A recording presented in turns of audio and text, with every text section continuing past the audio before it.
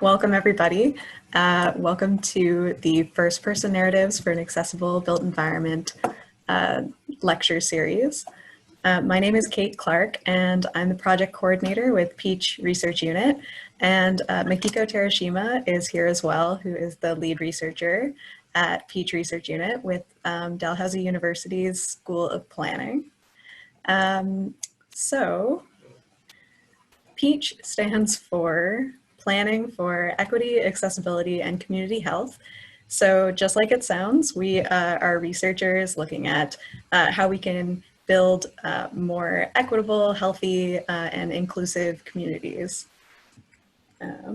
So we are going to hear from Kevin Penny and Dee Osmond today, who are our guest speakers, and they're going to tell us about their experience of accessible tourism destinations in Halifax and beyond. But just before we hear from them, I have a few opening items that I would like to share with you today. So the first of which is that we are recording this lecture from Halifax, Nova Scotia and Dalhousie University, which is located in Mi'kma'ki, the ancestral and unceded territory of the Mi'kmaq. We are all treaty people. So the few housekeeping items I have for you are, if you are going to participate in the chat today throughout the presentation, please make sure that you select the option to send your message to all panelists and attendees. The default is that your message would only be sent to be visible by panelists, but we want everyone to be able to see what everyone contributes to the chat, so make sure to select that option. The next being, there will be an opportunity for some question and answer periods during this presentation. And the way that's going to work is I'm going to mediate the questions I receive from you by reading them aloud to the speakers. So I would like to ask you, if you have a question for Kevin and Dee, can you please type them in the Q&A box, which is separate from the chat. That way I know exactly where to find them, and it makes the process go a little more smoothly. So if you do have questions, please put them in the Q&A chat. That should be, or the Q&A box. I don't want to use chat and confuse people. the Q&A box, which is available on the menu as well. And also, this lecture is being recorded so that we can post it online at a later date for people who are unable to join us tonight. So this is the third lecture in an ongoing series that began last year. We were lucky enough to have two speakers come present at the School of Planning in the fall and winter of last term. And Kevin and Dee were scheduled to join us as well in early March. But of course, the global pandemic threw a bit of a wrench in that plan, but we're very happy to have them back tonight in this virtual format. So we also have 3 more speakers lined up to speak through this lecture series, 1 more at the end of October and 2 coming up in November. So we hope you will also join us for those because we have lots to learn from our speakers and their firsthand knowledge and experience of accessible or inaccessible built environments. And if you want to learn more about the lecture series or contact us about our research, our website is peachresearch.ca, or please email us at peach@dal.ca. And that concludes my intro. Makiko, do you have anything you would like to share at this point? No, I think you did a good introduction, and as I just cannot reiterate enough how lucky we are for having these leaders of accessibility advocacy, and we have really good lineup, and then we can learn a lot from them. And as you may know, I don't know if your background is you were planners or not, planning students, planning professional, and maybe other professionals, but we don't know a lot of things related to accessibility, especially accessibility related with persons with disability and different types of disabilities. And this is the rare learning opportunities, and we would like to make the best of it. And we would like to build the knowledge around that so that the planners can be functional and be useful for that in this area. So yeah, I'm gonna just stop at that, and we let's have that talk with from Kevin and Dee. Thank you so much. Oh, you are muted. Perfect. All right. So I guess we'll get started, jump right in. So thanks everyone for joining us tonight. We've been looking forward to this as a while. As Kate was saying, we met early before the COVID times, and fortunately lots of exciting things have happened, and we're still moving forward with life as normal, and we hope to showcase that with our presentation. And Dee, if you want to go through the outline, what we're going to talk about tonight, and then we'll get right into it. yeah, so first we're going to do a little introduction and tell you guys about who we are and why we're sitting here talking today.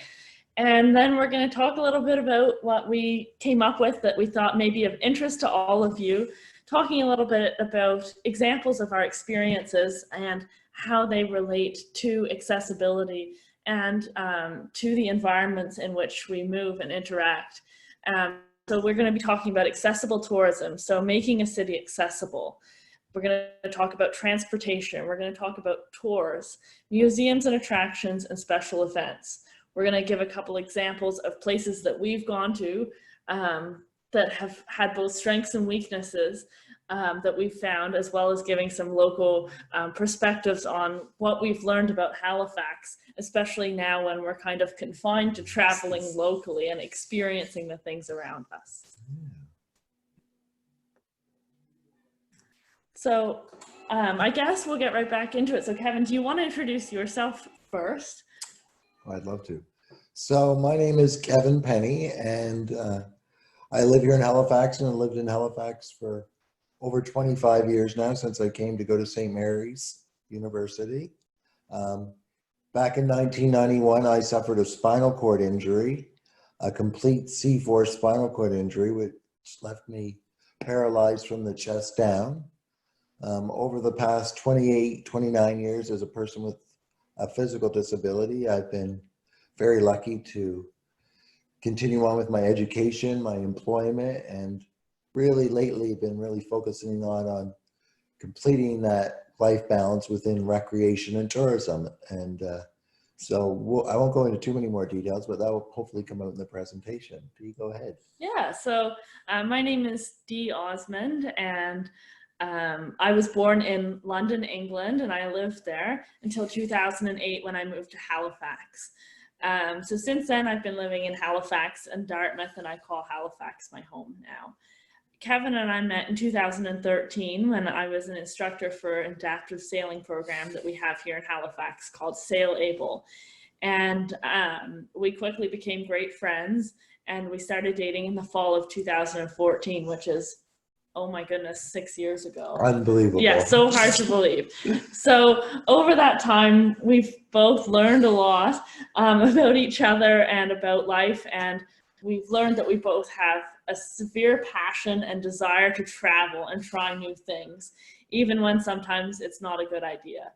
But we are willing to try pretty much anything and go for an adventure, and that's why we started our social media, which is called Accessible Adventurers. So we have an Instagram account, a Facebook page, and a YouTube channel where we share our adventures and just our everyday life, because people were pretty curious about what we were up to and how we make things happen, and what goes on behind the scenes. So that's been a really fun hobby for us, and it's been really fun to have these opportunities to connect with people and learn more. So that's a little bit about us in a nutshell. So let's get right into why we're here.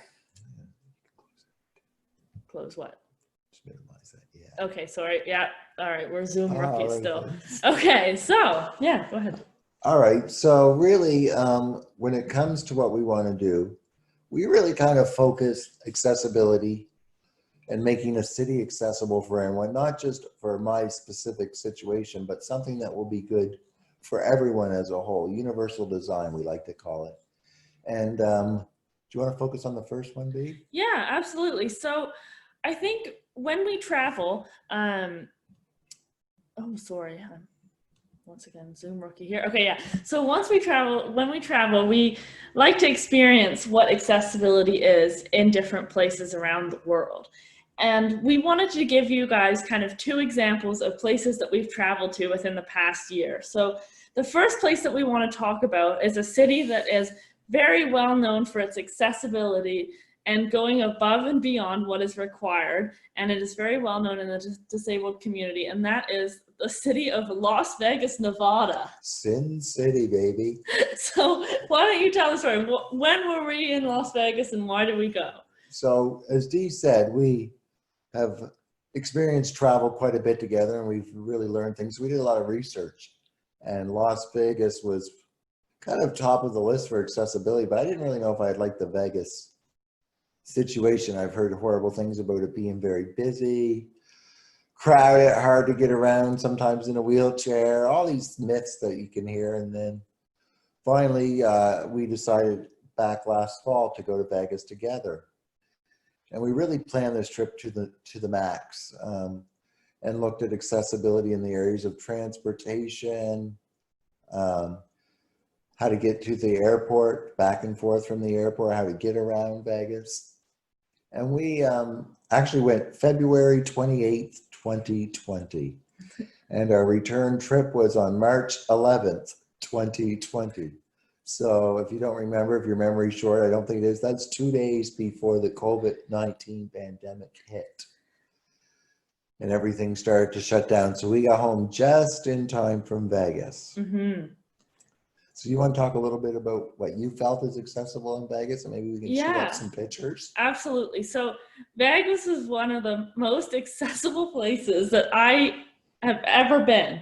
And I mean, I was just amazed. I said to Kevin, I think this is the first time where we would decide we wanted to go out for dinner and we would Google somewhere or see somewhere and we wouldn't have to call ahead or check anything to see if it was accessible because we knew it would be. So I do have a couple of wonderful Vegas photos. So just so to prove to you guys that we were actually there.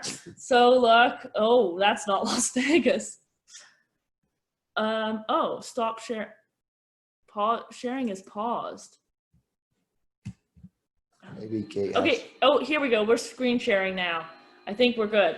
So you guys should be able to see a lovely picture of us in front of the Las Vegas sign. So things like that, the tourist activities, we were able to do no problem and have so much fun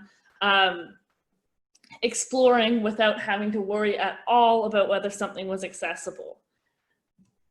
Now, do you want to talk a little bit about the hotel? Yeah, so this was how many days were we there? Do you about 10 days? Yeah. But we really chose, when we looked at a hotel, we wanted to choose something that would be accessible for us for the time we were there. So we typically find big chain hotels for us have the best accessibility. Mm-hmm.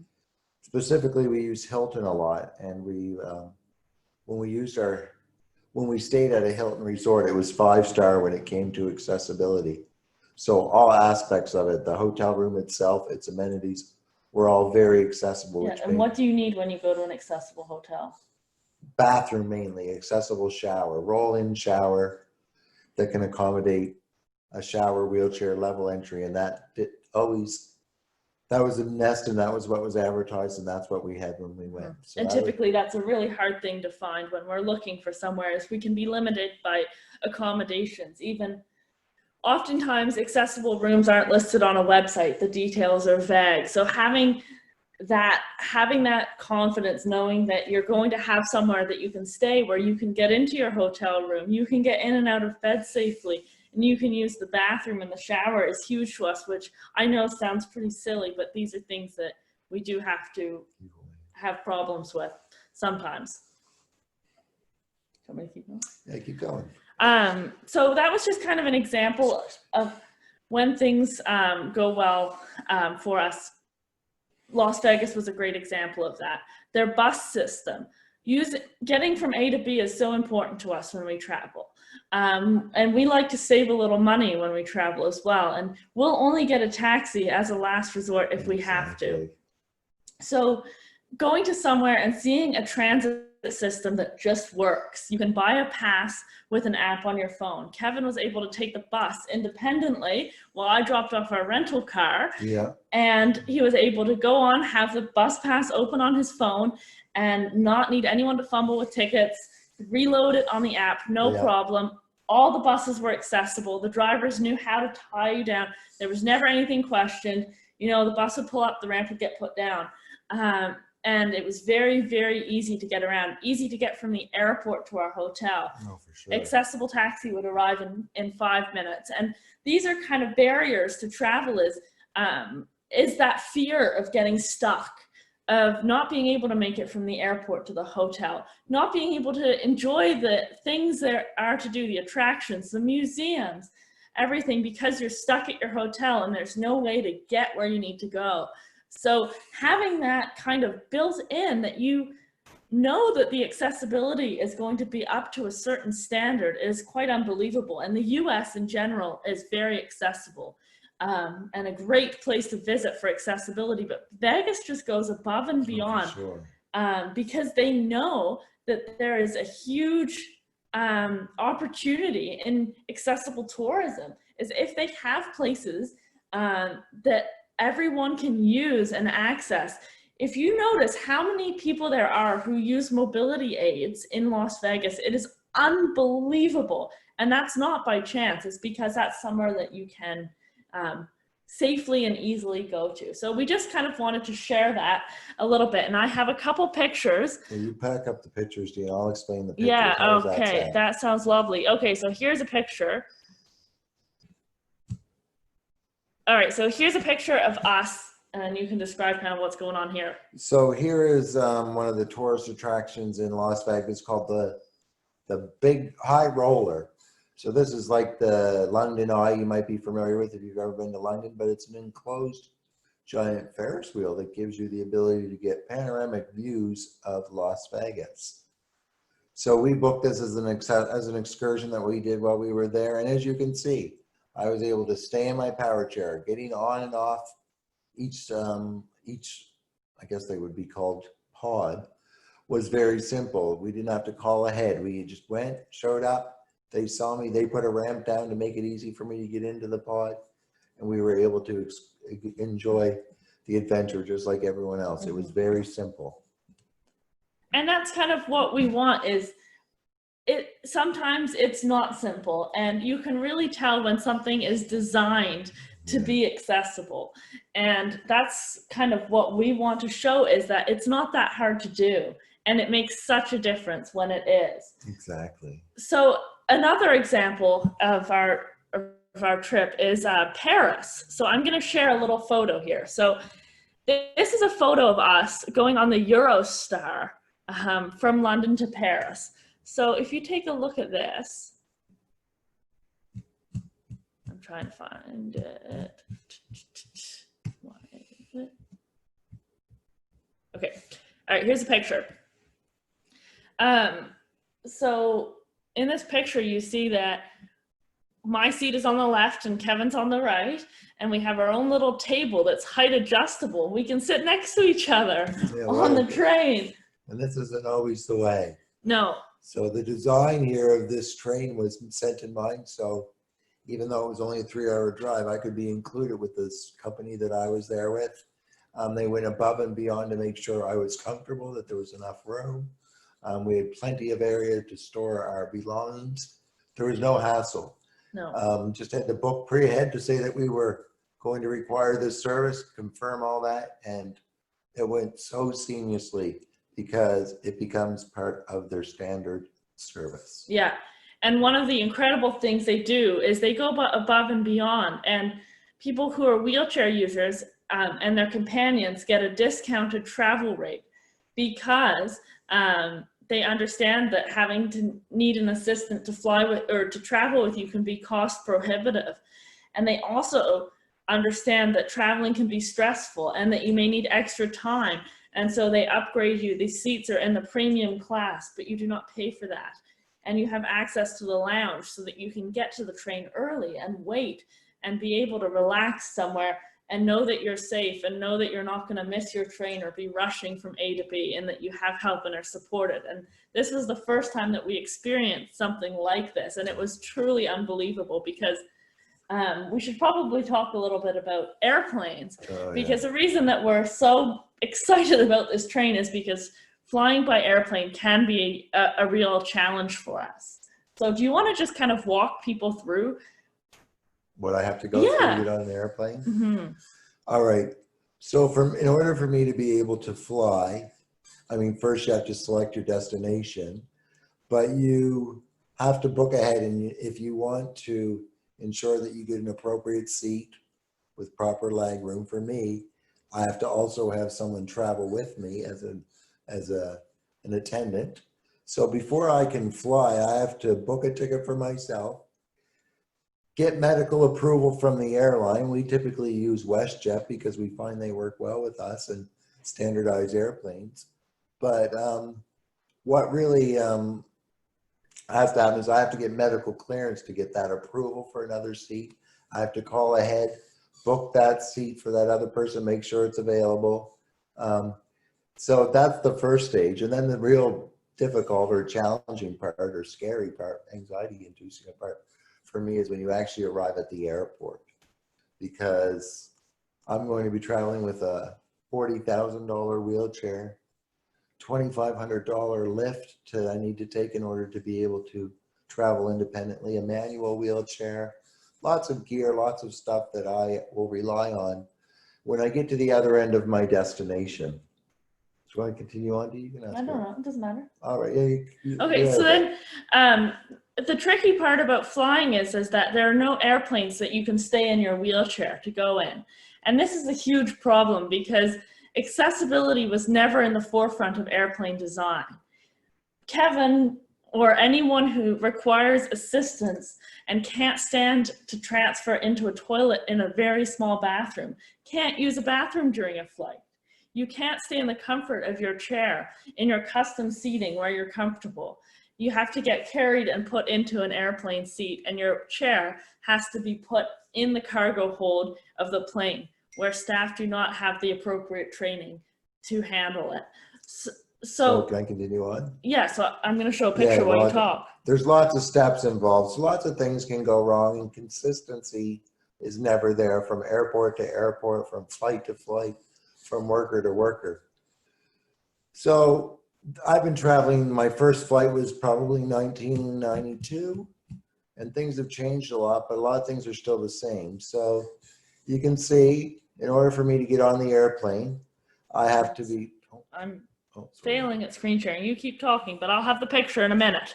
Okay, in order to get into, even be able to get into my airplane seat, I have to be taken out of a chair, put into a narrow chair that will fit down the aisle, which are becoming narrower and smaller. I know you guys have been in airplanes lately, maybe not so recently. So you can see how uncomfortable I am. That's really unfortunate that I have to get put in that seat, get strapped in so I can get to the actual airplane seat, and then rely on help from the airlines to get me from the wheelchair to the chair. This is called a Washington chair or aisle chair, onto my airplane seat, comfortable, and I'll be there, like Dee said, for the duration of the flight because I cannot stand up and go to the bathroom. Mm-hmm. So we've been really lobbying a lot, and a lot of people across North America, I think, and across the world are lobbying designers of these airplanes. It can't really be the airline's job to make these adaptable after the fact. So places like Boeing, Airbus, if those organizations in their design can make these airplanes accessible in the sense that people with mobility devices can stay right in their chair safely and not have to go through all those hassles. And we really think this would save the airlines money, because if they damage any of my equipment, it always gets covered. So they're spending thousands and thousands of dollars, I know this, on repairs and that's coming after the fact. But if they could be more pre-planning and have these airplanes designed, and refuse to buy these airplanes from manufacturers unless they consider these types of options. So yeah. And just so that you guys know, across the border, there's the Americans with Disabilities Act, which passed in 1991, which is why America is such an accessible country and has such high standards for accessibility. However, the Americans with Disability Act does not involve any airplane travel. There's a separate Air Carrier Act, and that's why airplanes do not have to be accessible, and they are exempt from all accessibility law. And this is a huge problem right from the start, because it automatically means that there are no standards, and what the standards are unacceptable. Exactly. So on that note, that's why the Eurostar makes us so excited, because that was a great way to travel. Now, I don't know if you want to just talk a little bit about, for example, the train in Paris and how accessibility is an afterthought can prove things to be quite challenging. Are you talking about the rural train? Yes. So yeah, so back in October, as Dee said, we went to London and Paris for a little holiday, and we took the Eurostar to Paris. And before, we tried to do as much planning as we could. But the train system in Paris was a different monster, and we really realized this very quickly. I don't know the picture. Oh. That's okay. Yeah. But we decided to stay a little bit outside Paris due to cost, and we knew that there was rural train transportation, like many places in Europe, to where we were staying. And it was an above ground train. So we assumed, like most places, it would be very accessible. And it said that online it was accessible. Exactly. However, we learned very quickly that one big thing was missing. And maybe Dee can describe her experience, because she was the one who really had to deal with a lot of the figuring out how to get around these challenges that we had. Yeah, so the real problem with this system is that you had to plan so far in advance. So you had to book the train 48 hours in advance, and you had to pick the exact train that you wanted to catch at the exact time, not 10 minutes before, not 10 minutes after. And then you had to pick the station that you were going to. And as tourists spending a total of 48 hours in Paris, this was obviously impossible. So this option did not work for us. So the alternative was to show up at the train station and request the ramp. However, there was no staff on the platform, so they had to shut down the ticket booth in order to prepare the ramp to enter the train at the station. They also had to call ahead to make sure the elevator wasn't broken at the station we were going to. And so then that process would take 40 minutes by the time we had entered the train station to catch our train, to 40 minutes later when we were on our train going to our destination. For example, something that would take 15 seconds to put down a portable ramp to enter a train took 40 minutes, with no guarantees about whether the other end of the line would be accessible. And situations like this are just examples of accessibility as an afterthought. Yeah. Is that they don't think that it is important enough to have a staff member on the platform that maybe could assist other passengers, could maybe tell the train when it's clear to go, could maybe answer people's questions and make sure they don't miss their connections, but also could unlock a portable ramp that is bolted to a post and lay it down for a passenger when they show up at the train station to take their train. So that's just kind of an example of when, I guess, when there's those two sides to that planning, that you show up and they get you on the train, like in London. We took the train a lot. Yeah. And do you want to talk about that? Yeah, London was great because we went from London to Paris, and London, when we arrived, because that was our destination, and I was blown away. Never really used the system, but being there within, like, getting to the airport, we were easily able to take a train to our hotel destination. And what was the process like for boarding the train there? There was, like, just the opposite of Paris. There was someone on every platform, knew you were coming, waiting for you, assisting you with your bags if you needed bags, directing you onto the train, giving you good customer service, chatting, making you feel at ease. And that was just a very simple example of where it was. And then alternatively, here's a picture of us. No, this is London. London, yeah. Yeah. So this is a picture of us on one of the trains there. Lots of room for me to sit in there, lots of bags, as we told you. So we were able to, just like many other passengers who were coming from the airport going to their destination, it was very simple. Mm-hmm. And then other things that were really cool is when we used the underground, one thing that was really cool was how they adapted to the existing subway lines or underground lines to make it more accessible for people to get on and off the train. And we were quite impressed, weren't we, Dee, with this one little ingenious thing. You want to talk about that? Yeah, it was really cool. So everywhere else that we've been, they put some kind of ramp to get you from the train platform, if it's not level onto the train, either up or down to get to the train. However, in the London Underground, what they did was they raised the middle section of the platform with ramps on either side so that that section of the platform is perfectly level with the underground. So it just has a little sign next to it that has a wheelchair symbol and then step-free access. And you know that if you're on that height of the platform, you're going to be able to get in the door of any train that pulls up there. And that was so cool because you don't have to pour a whole new platform. You don't have to have a portable ramp. You just build up what's already there. And the other thing about the system there is signage. Signage is so key because if you don't know that something's accessible, you're probably not going to try it. So the system in London, if you Google the London Tube map, it has diagrams of the wheelchair symbol on all the stops that are accessible. And it even has how much of a gap, height-wise and width-wise, it is to get on the train. And then when you get to the trains, or when you get to the underground station, they have a lot of elevators and it can get quite complicated. However, there's always clear signage and all the elevators are labeled from A to Z. And it tells you, you need to take elevator A to get to this level and then transfer to this elevator. And that made it seamless. Even an old complicated system was perfectly accessible for us because it was laid out that if there was a way to get to the train, you had clear steps on how to do it. And that's a big thing for us, is having signage or anything, whether that's on the web or in person, that's saying that something is accessible, just like how Kevin was talking about our hotel room in Las Vegas. It needs to say that it's accessible in order for us to go.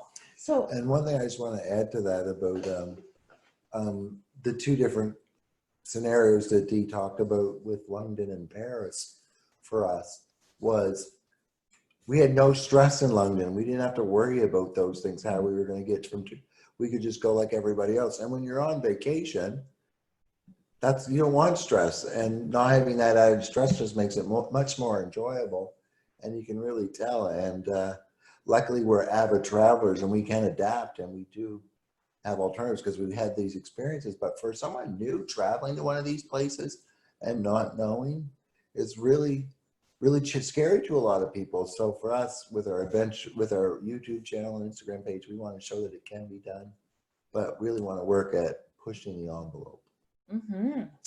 All right, Dee. All right, so I think we're going to kind of change gears and talk about Nova Scotia now, and talk about our experiences and what we feel is good and what we feel could be improved with regards to accessible tourism here in Halifax and in our province. So we're just going to kind of go through this, and then we'll leave space for questions at the end, I guess. Yeah. Yeah. All right. So do you want to just start off with this? Yeah. So if you check out our YouTube channel, we hang out around a lot around Halifax and have a lot of fun things that we do right here in our backyard, and we love Halifax. And in my experience, it's becoming accessible very, very quickly. Things are really happening and moving. So the good things we like about here in our built environment, the waterfront. The waterfront is very accessible. It's flat, it's wide, there's lots of space, there's accessible washrooms along the way. Attractions along the waterfront are all very easy to get into for everybody. Great idea. Yeah. The next one is really neat, and it's actually the Harbour Hopper. So the Harbour Hopper got a new, I guess, bus amphibious vehicle a couple years ago, and they got one that's accessible. And that's actually the first tour that we know of in Nova Scotia that is wheelchair accessible. So of course we had to take it, and we took it with our friends, and it was so much fun. So, and the adaptation, I just want to talk about the adaptation is because this was something that was being lobbied for a lot of people in the disability community for a long time. And I think it was another thing of just thinking outside the box, because everyone's like, well, how would you get on the Harbour Hopper? Mm-hmm. It's a 1950s amphibious vehicle. How do you adapt it?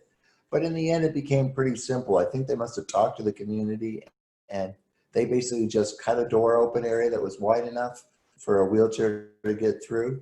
They made it so existing seats could be removed if necessary, but left in place if there was no wheelchair.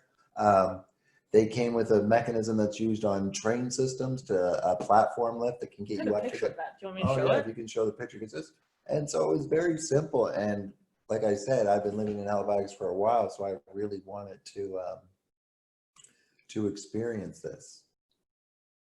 Oh, never mind. Sorry, folks. You're gonna have to Google the train platform lift. Yeah. So that's one, and then another thing is that we feel like we have good museums here. There's lots of fun things to do and to explore in Nova Scotia.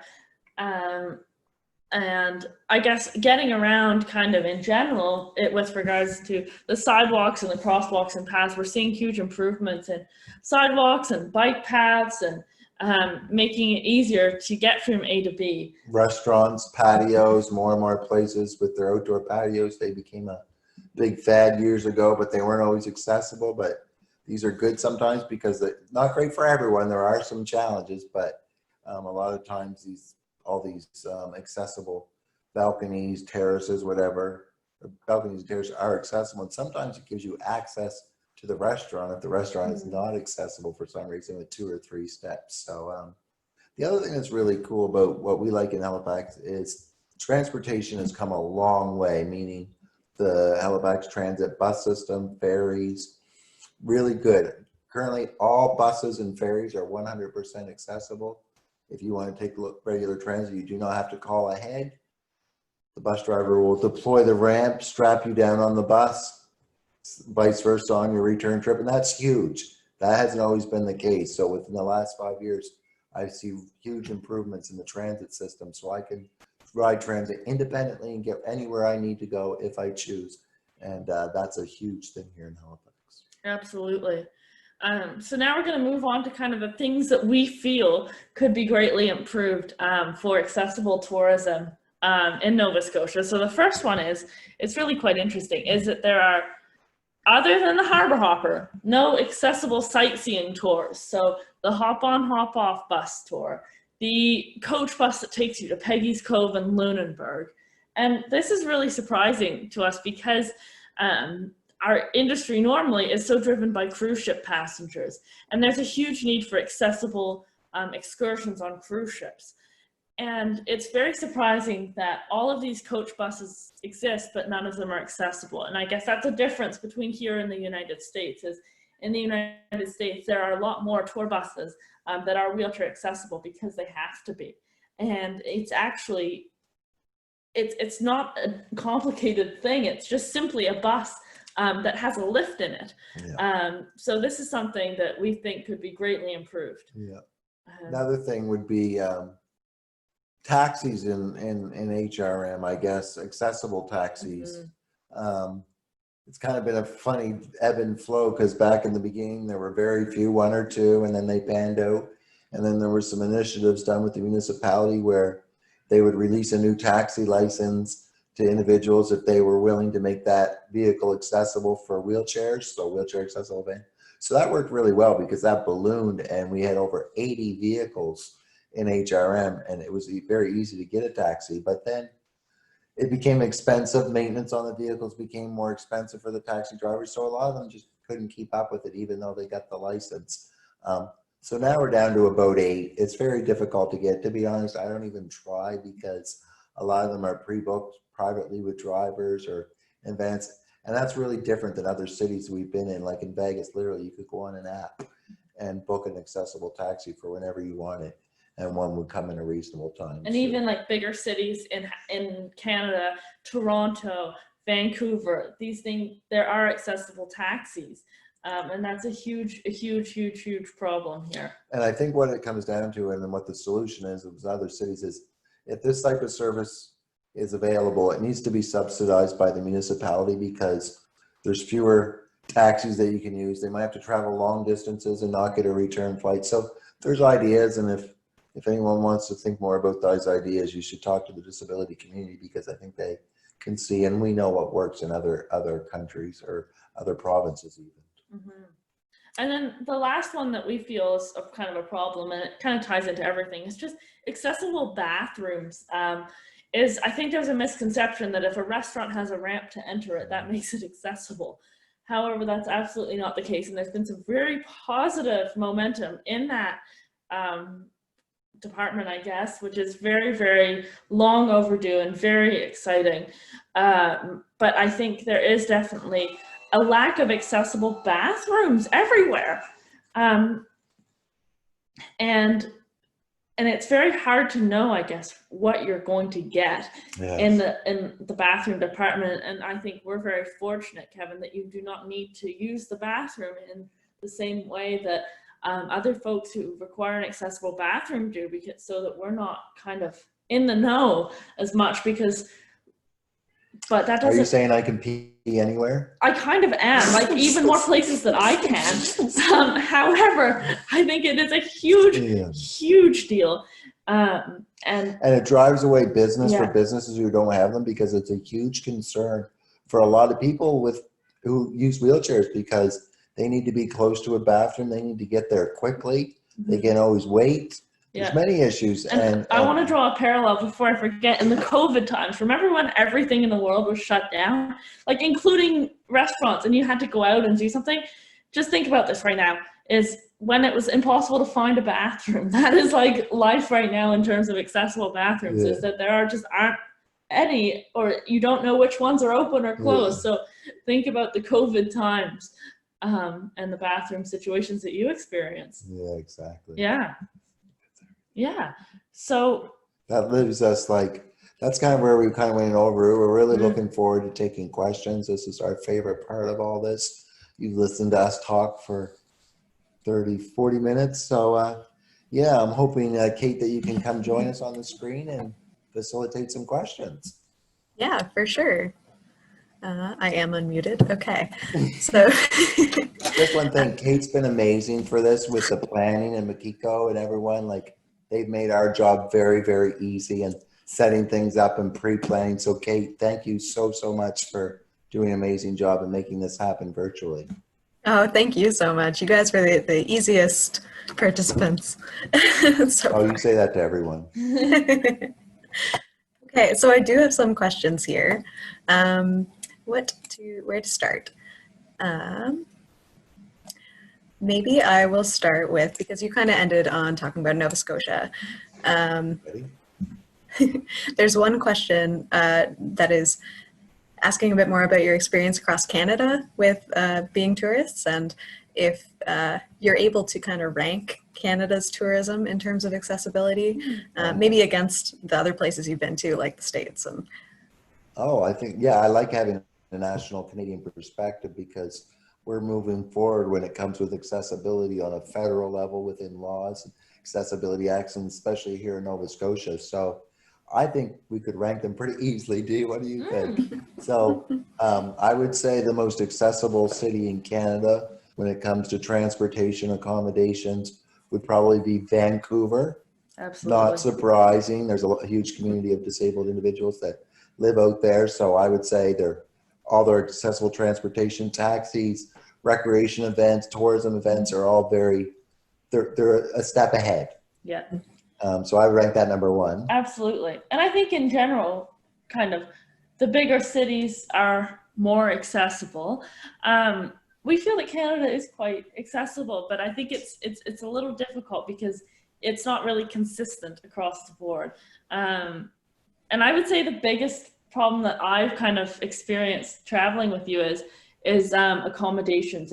I feel like here hotels do not have the same amount or level of accessible rooms, and they don't have rooms with roll-in showers. For example, we have a friend in Australia, and he really wants to go to the Calgary Stampede, and he's been searching high and dry for hotels, and he is single and is traveling with an assistant, and they need 2 beds and they need an accessible room. And in all of Alberta, he hasn't been able to find a hotel that has 2 beds and a bathroom with a roll-in shower. It's always a 1 king bed and a roll-in shower. And in that story, he's tried to contact the hotel directly and said, this is my unique situation. And it's not a unique situation. I mean, luckily Dee will sleep in a bed with me. We don't deal with that. But if I was traveling with somebody else other than Dee, like an assistant, to find that, and I might need them in that room for safety reasons. Yeah. So thinking outside the box, having more options, being flexible with those options can be very, very good. And doing what's right and making a universally designed hotel. Yeah. So I think that would be kind of our number one thing, versus in the US, we find that the website reflects the accessibility a lot better, and that the room isn't necessarily given out, you know, to anybody who doesn't require it. It's not always held to the last minute. If someone who, it's kind of often, oh, we'll give you that room right away. Oh, nicer bathroom or bigger bathroom. So yeah. Right. That's great. That actually is kind of related to another question here. This is a question from Gus, asking if you can describe the rating system for accessible accommodations in Nova Scotia and whether it's useful or accurate. I don't know how often you stay in Nova Scotia. Is there a rating system? Yeah, I think there is a rating system, but I can't really comment. I don't know the behind the scenes of the rating system, to be honest. I mean, when it comes to accommodations, I think we try to do our best, but I think that's where one area could be improvement. Like Dee said, more descriptive on what the ratings would be, so you can really get an idea of what you know you're going into. The pre-plan, that helps with the pre-planning, whether or not even someone would stay somewhere. So Yeah, I think for sure. I think we've kind of had to, in terms of Nova Scotia accommodations, really communicate a lot with the place that we're going. And we found some places on Instagram, actually, because we found web search is really hard to find accessible places to stay. So I feel like that's definitely something that that could be improved. and Airbnb is a big thing now. So with Airbnb, there are options for accessibility, but it's such an open system that it's really hard for people to inform the Airbnb promoters to justify whether they said it had a roll-in shower. Well, the good thing is that they've updated. You have to have pictures now, so you have to put pictures on your listing. But then we stayed in a hotel or in a cabin in Cape Breton, and you know they didn't get around to taking pictures. So now no one would know it was accessible, you know, unless we happen to follow them on Instagram. Yeah. So I think it's also kind of people realizing that, you know, you should invest the time in taking those 5 pictures of what your place looks like, because you'll get business. Yeah. Yeah.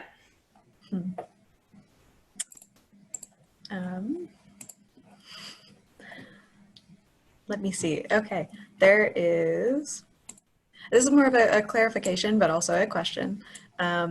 From Brad, when you were talking about kind of transit systems and the requirements for accessibility that apply to transit.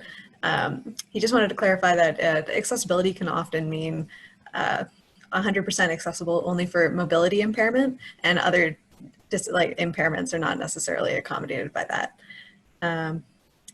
So this is more just, do you have any comments on like how universally accessible transit is really for users with disabilities? In general or in Canada? Let's go with in Canada. Yeah. All right, go ahead, Dee. I'm not sure. I don't know if we're the right people to speak to this, because we can only speak from our own experience, which is traveling kind of as a power, or using a transit system as a power wheelchair user. So I think this question is definitely tricky, and I think definitely that there is a misconception that accessibility simply means wheelchair access, when that is not the case, and that it needs to be looked at on many levels, so that it is a system that's accessible to everyone. And there are rating systems out there in Canada. The Rick Hansen Institute have developed many rating systems that are recognized nationally. Transit, though. Oh yeah, maybe not for transit. Yeah, I'd be more for accommodation. So yeah, sorry, I get a little excited there, but yeah. Maybe sorry, to make it clear. So maybe what Brad was mentioning, and I noticed that you said that too, that Halifax Transit is 100% accessible. And I agree with you. It's that 100% of buses have ramp and places for the wheelchair users to place yourself securely. Do you notice any other amenity on Halifax buses that may be accessible for mobility as well as other disabilities? Did you notice? Well, there's these stop announcements, which is a relative. I remember when there weren't stop announcements. I think the blind community lobbied for that for a long time, so that they could travel the bus independently, and lo and behold, it helps everybody. So there's just a universal line. But another thing, I guess, obviously there's, I guess the 100% accessible means that all the transit buses are low floor buses with ramps. Now, for your perspective, so from paper tickets are not ideal for you. For not being able to move your arms, handing people paper tickets or cash is kind of problematic. So moving towards a system where you can pay with an app on your phone or have different payment options would definitely be exciting. And we've seen this a lot in different places where we've been. So that's kind of interesting. The other thing is that with our Accessibus system leaves a lot to be desired. In fact, you've totally abandoned using the Accessibus. Very polite. Yeah. I can talk a little bit because that is part of Halifax Transit. And it's a really good service for some people who need door-to-door service. And people use it a lot for medical appointments, for dialysis appointments, to get from day to day life. But you do have to book a week in advance. And I don't know about you, I don't plan my excursions necessarily a week in advance. So before, that was one of the options that you had to use in order to get places, but you were never guaranteed a route, sometimes until 48 hours before you made the request. So imagine making the request a week in advance for a service, and they can tell you whether or not they can accommodate that request only 48 hours before your trip. So not the most user-friendly service, but it is good for some people who need that extra support. So and in comparison, for example, we were in Orlando, Florida, I believe 3 years ago, and a cool thing about the Accessibus or paratransit systems is a lot of places you can transfer your membership. So at that time you were an Accessibus member here, and you were able to actually apply for a temporary permit for Orlando, Florida's system. and this is quite common. Yeah, and we've done that before to go to Victoria, BC and other places. And their system was unbelievable. So you only had to book 24 hours in advance. And sometimes you could book with even less, but you were guaranteed if you booked 24 hours in advance, they could accommodate your trip. And what you see different there too is, I think it's a scheduling issue again. Yeah. So when it comes to planning, it's all about scheduling and what computer system they're using, dispatching system, because it seems like they've been working on that a lot here with Halifax Transit, but not really making any grounds, in my opinion. Like when we would go there, we would go, like if we were taking, say, for example, we would take the bus from our hotel to Universal Studios amusement park, and on the way we'd be picking up different people, dropping them off at their work, and everything would be kind of going linear. Like we'd be picking people up and dropping people off as we went. And here, whenever I've been on the bus with you, Kevin, like I can tell an example. One of my coworkers uses the Accessibus quite commonly, and she comes from Dartmouth to Halifax, and sometimes she'd get picked up at 4:30 in Halifax to get home to just across the bridge in Dartmouth, and sometimes she could go to Bedford on her way to Dartmouth from downtown, or go somewhere else. So sometimes she could be on that bus for an hour and a half, which doesn't make sense. That's happened to me before, where it's like, and it just doesn't make sense. And sometimes, like, you know, they say, oh, I don't know if you'll be able to get the bus, and then the bus shows up and you're like the only person on this huge bus going downtown. Like, I'm sure there's other people at 8:30 in the morning that want to get from Clayton Park to downtown Halifax. So it's just bizarre. So I think they're working on that slowly, not fast enough, in my opinion, because that is a very needed service and I would use that service for some time, because if we, after hours, might want to go downtown and have a social night. But driving home, if I can't get the regular bus because it's 2 a.m., or whatnot, or Dee wants to drink a few drinks and she can't drive me, or just that service that would work for us at that time. And I can't count the last time we've been able to actually go out and have drinks together, because when we used to have a taxi system that we could rely on. So we could call a taxi and then we could get home. But to be honest, we haven't stayed out past midnight in fear of being trapped in downtown Halifax without a place to sleep. For We're example, usually asleep by 10, D. Don't make it look like we're really so. well, we went to a concert. We had to leave early because the Excessive bus was picking us up at 11:40. Yeah, exactly. So, like, and that's the latest trip you can get on a Friday night. Exactly. Yeah. So that's an example, I guess, of, Yeah. yeah. Yeah, no, I think that's really interesting, the way this conversation has gone, because it's not just about if the destinations are accessible. It's like so much of it is how you get there, which is the Exactly. transit and airlines, and yeah, exactly. So it makes a lot of sense that we ended up talking about, you know, taxis and Excessive Bus and all those services. So we have 1 minute to the end here. So I think we're gonna wrap up, because I also don't see other questions. So thanks so much for speaking to us today on our virtual lecture. And just a reminder to all attendees that there will be more of these lectures coming up. And the next one is on October 28th. Sorry, I had to check my calendar. And we hope to see you all there too. And Kevin and Dee, hopefully you'll be there as attendees as well. Yeah. All right. Awesome. Thank you so much for So having thank us. you. much. Thank you.